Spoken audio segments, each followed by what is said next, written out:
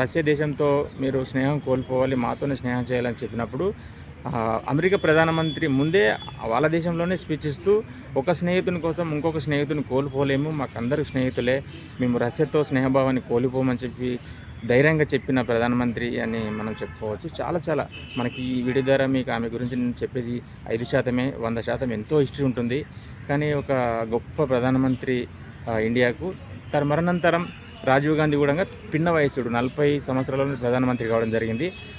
So ఈ technology రావడానికి రాజీవ్ గాంధీ కారణం. తను కంప్యూటర్లని భారతదేశానికి ఆహ్వానించి కంప్యూటర్లను తీసుకొచ్చింది రాజీవ్ గాంధీ గారే. ఈ ఇద్దరు ప్రధానమంత్రులు ఉన్నప్పుడే మనం తెలుసు, చాలామంది కూడా తెలుసు, కాంగ్రెస్ పార్టీ అధికారంలో ఉన్నప్పుడు దేశానికి బ్రిటిష్ వారు వెళ్ళిపోయారు. ఆ తర్వాత దేశ నిర్మాణం అంతా కాంగ్రెస్ పార్టీ అధికారంలోకి వచ్చినాక జరిగింది అనుకోవచ్చు. అది డ్యాములు కానీ పరిశ్రమలు కానీ దేశానికి ఏం అవసరం, స్వతంత్రం వచ్చిన తర్వాత రాజ్యాంగం ఏర్పరచుకోవడానికి ఎంత కృషి జరిగింది, రాజ్యాంగం తర్వాత దేశాన్ని ఎలా నిర్మించుకోవాలి, డ్యాములు కానీ ప్రతిదీ కాంగ్రెస్ పాలనలోనే జరిగింది.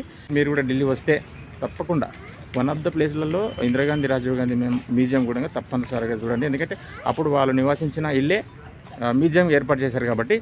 ఉంటే ఈ టూరిస్ట్ ప్లేసులు కానీ ప్రభుత్వ కార్యాలయాలు కానీ ఇండియా గేట్ కానీ అన్నీ దాదాపు 5 to 10 కిలోమీటర్ సరౌండింగ్లోనే అన్నీ ఉంటాయి.